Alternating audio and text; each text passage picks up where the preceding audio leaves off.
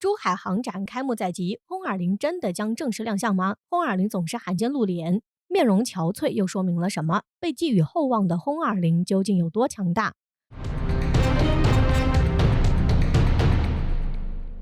再过几天，万众瞩目的珠海航展就要召开。由于疫情影响，本次珠海航展推迟了1年的举办，这也使得航空爱好者们憋了1年。而这1年来，众人的期待值无疑水涨船高。根据网络上的报道，这几天已经陆续有各型战机相继抵达珠海，包括首次公开亮相的歼 16D 电子战机，此外还有歼 10C、歼20模型等也相继曝光。更有传闻，中国下一代舰载机以及运20加油机将登场。但是要说到最受期待的，恐怕只有一个，那就是中国的新型隐身战机轰20。作为中国空军20家族的最后一名成员，随着歼20成军，直20入列，运20量产，轰20似乎成为中国空中力量最后一块拼图。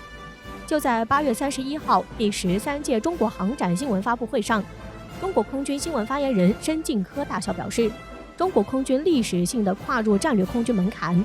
而这一个战略空军的描述，让很多人认为这是轰20即将现身的前兆。毕竟轰20作为一款战略意义上的武器，其他任何装备都难以替代。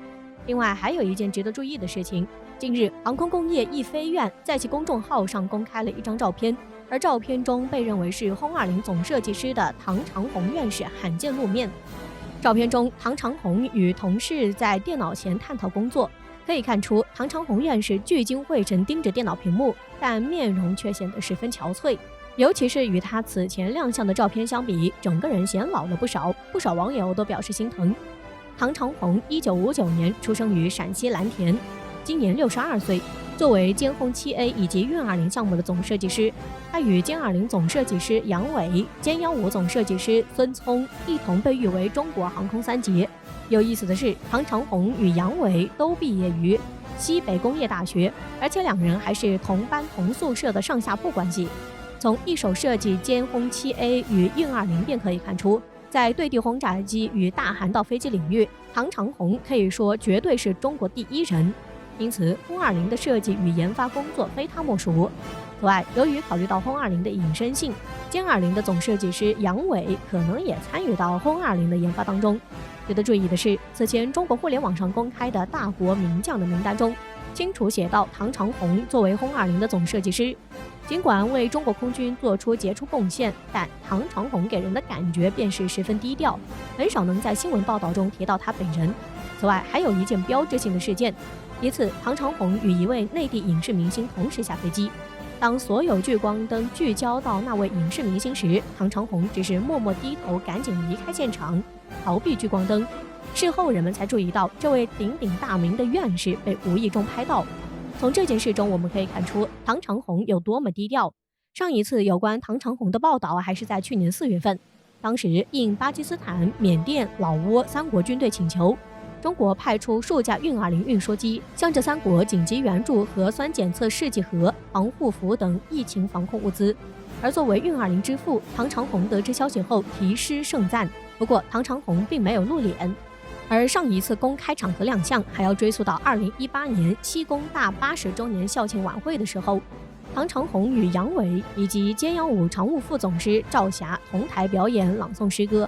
那个时候可以看出，即将60岁的唐长红依旧神采奕奕。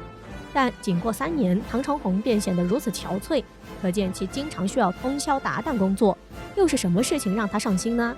在2016年，运20就已经开始列装中国空军。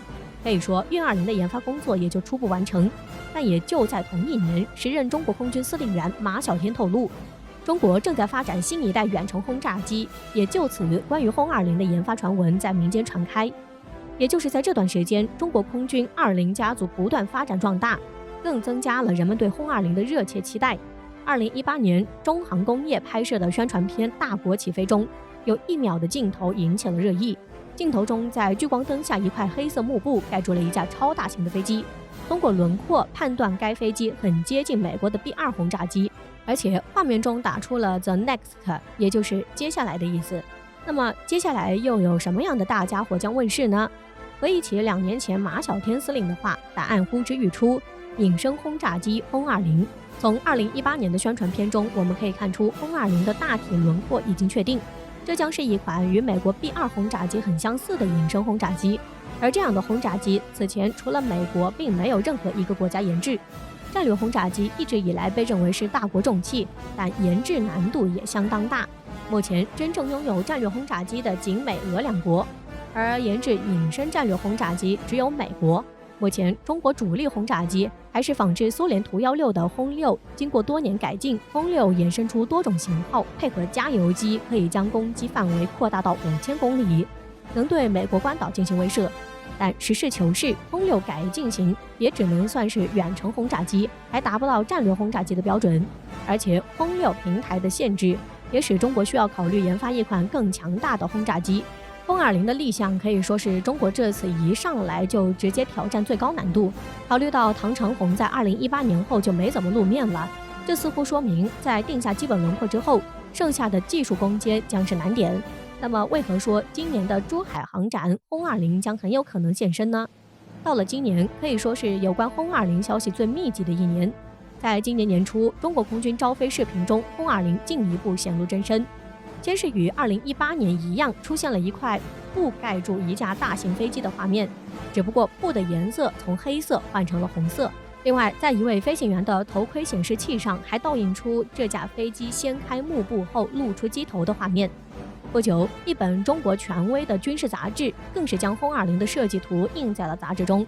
从杂志图中来看，外观上来看，轰20与美国 B2 轰炸机很是相似，但机翼的设计还是有些区别。轰20机翼的后缘和采用一定折角的平行几何形状，而美国 B2 轰炸机则没有这样的折角。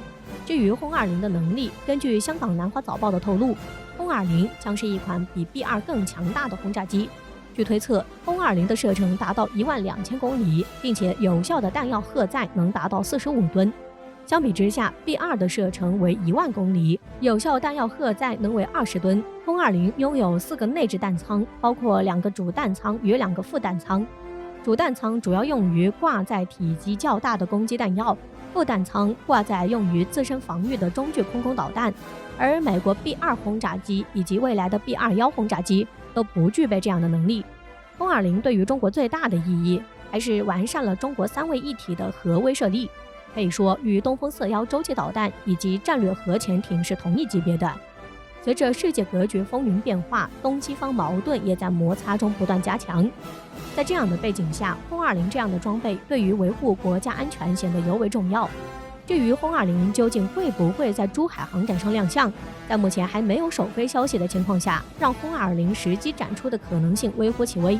但这并不是说轰20就没有可能登场了。如果能有一架模型机展出的话，都可以显示出轰20研发的重大进展，所以我们还需要拭目以待。